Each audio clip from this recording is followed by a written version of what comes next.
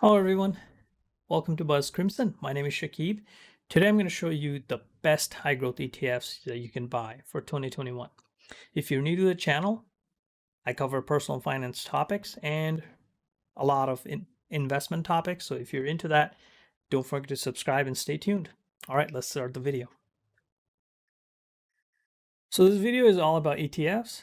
So it's best if you are very clear on what ETFs are, how they work and whatnot. If you don't know, then stick around for this bit. If you know what ETFs are, use the chapter selection tool to just move to the next bit where I jump right into the ETFs. Okay, so I got a visual example on how ETFs work. So I'm an investor, I have $1,000 and I want to invest my money in payment processing companies. So I have DFS, Discover, Visa, and MX.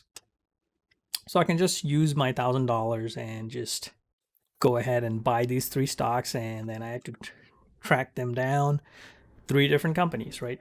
And then here are all these companies like State Street, BlackRock, Invesco. They come in and they go, wow, a lot of people are buying these payment processing companies. So they take those stocks, get a box, put the box, close it up. Now they give this box or basket a new ticker symbol. Let's say CARD. And now you can buy shares of the ETF CARD. If you buy one share of CARD, you're essentially investing in those three companies. That's it. That's ETF. This box, the price of this box will go up and down based on how those underlying companies perform. Because there's three companies inside of this ETF, it's not going to be as volatile if you were to invest in one of those companies individually. So that's one of the benefits. The other benefit is the issuing company is going to always manage and make sure the weighting of these companies inside the ETF is balanced. So they're going to manage it. If there's dividend coming from those companies, they're going to issue these dividends.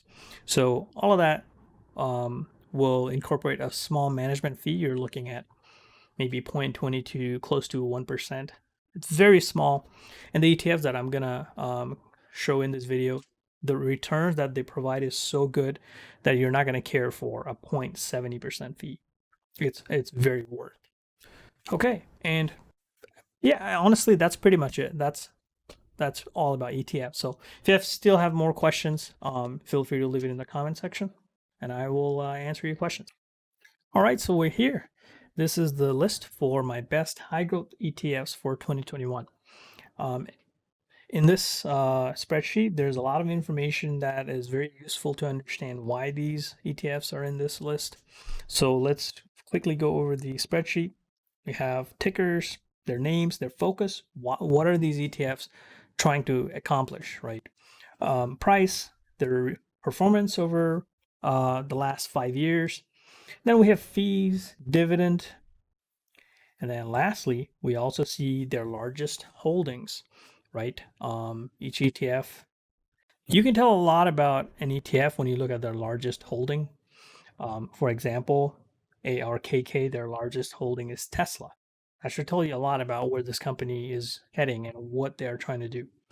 And then we have details, which will take us to their prospectus website. And then lastly, the last two columns, essentially, if I had the choice of picking 5 out of these 13, I would pick those 5. If I could pick 3 out of these 13, I would pick those 3. Okay, so let's go over these ETFs very quickly. I have all the information here. If you're wondering how you can get your hands on this spreadsheet, this is available for my Patreon supporters. All right. Okay, so ARK ETFs, obviously, they made a huge buzz, you could say, last year. All of their ETFs achieved over 100% plus returns. Kathy Woods is a genius. All of these 5 ETFs are great. If you want, you can buy all of them. If you don't have time to buy all of them, then you can just buy the ARKK, which essentially covers the other 4. ARKK is more of an all-around innovation, as opposed to the ARKF, ARKG, ARKQ, and ARKW. They focus on different things, but ARKK is essentially the overall, it covers all four. ICLN, okay, let's go over the clean energy. Clean energy is going to pick up really quick starting 2021. I used to work in the auto industry, and what I can tell you is all automobile manufacturers and any companies related to automobile manufacturers or whatnot, they all have goals for 2025 and 2030. By 2025, they want to have a certain percentage of their offering fleet to be EVs. And then by 2030, they want to have fully functioning ecosystem of AI and EV related products. So they would have their whole, like their own charging infrastructure. They would have complete control of their over-the-air updates. They would have pretty much 80% of their cars would be EV. So all of that, if those things, if they want to meet those goals, then they need to start now. So this is the time to get in these type of clean energy type of investments. That's just what I think. It's up to you to figure out if that's what's going to happen and make your investment choices, right? So all the clean energy ETFs that you're seeing here, they are index ETFs. So I do have the information on which index they're tracking. For example, ICLN, PBW, QCLN, SMOG, and TAN. Okay, so there's two ETFs that are unique here in this list. One is IPO.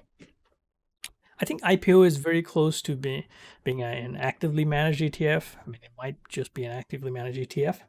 So what it does is it takes in, whenever there's a new company that does IPO, this ETF incorporates that these companies into their ETF. So, for example, the ETF IPO, their biggest holding for now is Uber, second is Peloton, but since they only keep it for 2 years, Uber is probably going to be taken out because it's about to be 2 years since Uber's IPO.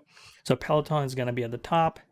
I think after Peloton, they might incorporate Airbnb or DoorDash. So this is a really good ETF to get in, catch some action from these hot IPO companies.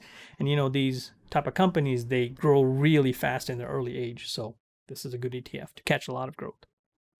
And then the last one, which is very different, is QQQ. This is not a new ETF. This is probably one of the most popular ETF out there. It holds the biggest 100 companies from NASDAQ that are not financial, right? So Apple, Google, Microsoft, all that companies. And if you look in their 5-year return, 821%. The QQQ always beat SPY or VOO. So this is a no-brainer pickup, in my opinion. So yeah, that's pretty much it for my list of best high growth ETFs for 2021. If you have any questions or you think I missed one, let me know in the comment section. And that is all. Thank you for watching. Oh, and yes, if you want the spreadsheet, please head over to my Patreon and be a Patreon. Support my channel. It really means a lot. All right. Thank you.